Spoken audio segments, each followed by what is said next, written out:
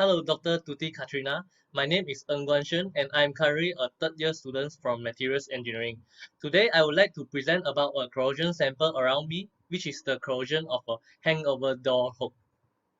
This picture is the door hook and can be seen that the exposed metal part had already corroded. And this hook is usually placed on the floor of my house toilets and underwent uniform corrosion when the paint coating of the hook peeled off. When the paint coating peeled off, the steel inside is exposed to the water in the toilet and air in the atmosphere. Therefore, uniform corrosion occurs over the entire steel surface area that are being exposed. Okay, for the table of content of this presentation, first part will be talking about the type of corrosion. Then second part is the methods to analyze the corrosion. Third part is the mechanism of the corrosion, and last part will be the solution that used to prevent and reduce corrosion. Okay, I will now talk about the type of corrosion.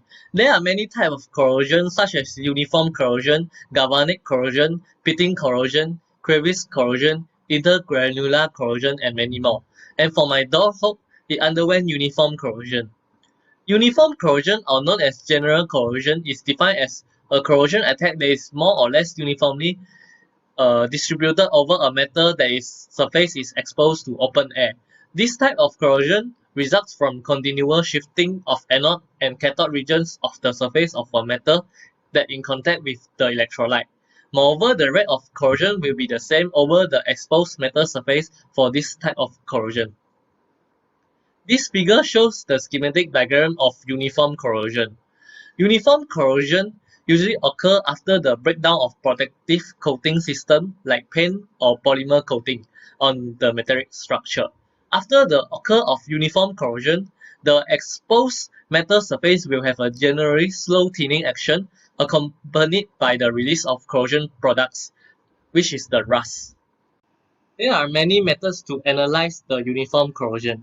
The first method is visual inspection, and is the most widely used technique and effective method to evaluate the corrosion. Visual inspection employs the eyes to look directly at the surface of the corroded surface at a low angle of incidence.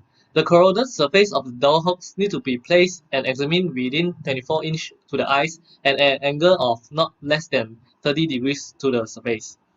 Moreover, visual inspection must be carried out in a clean environment with good lighting or with aids of artificial lighting. Besides, visual inspection also can be carried out by remote viewing by the aids of optical instruments such as magnifying glass, microscopes, and borescopes to enhance the visual inspection.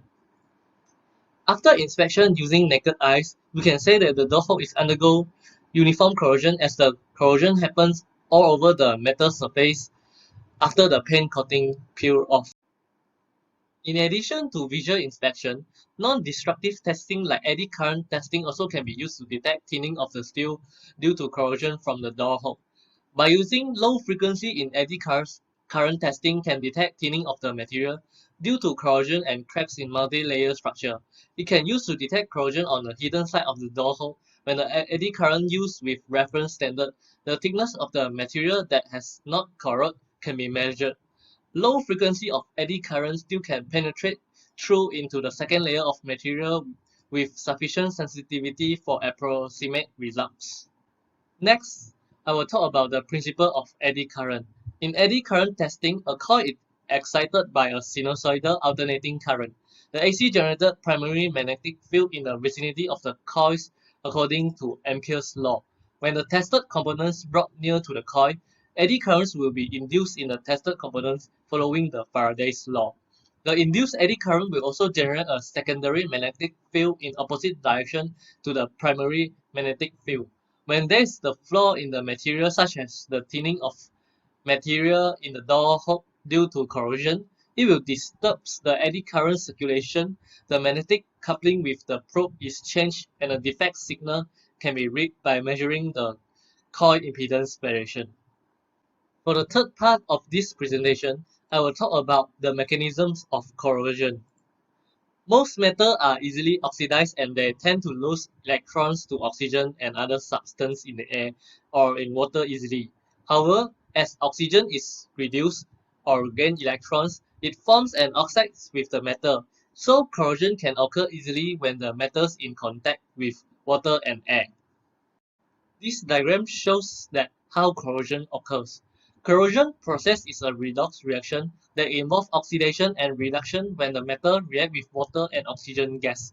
When the door hook contact with the water, the steel will become the anodic side and dissociate into Fe2 plus by oxidation process, while at the cathodic side, the oxygen gas will combine with the H plus and electrons from the anodic side to form water by reduction process. The Fe2 plus ions produced in the initial reaction are then oxidized by atmospheric oxygen to produce the insoluble hydrated oxide containing Fe3 plus, as represented in this equation. The product formed from the corrosion is represented by this chemical formula, and it is a red-brown hydrated metal oxide, or commonly known as rust.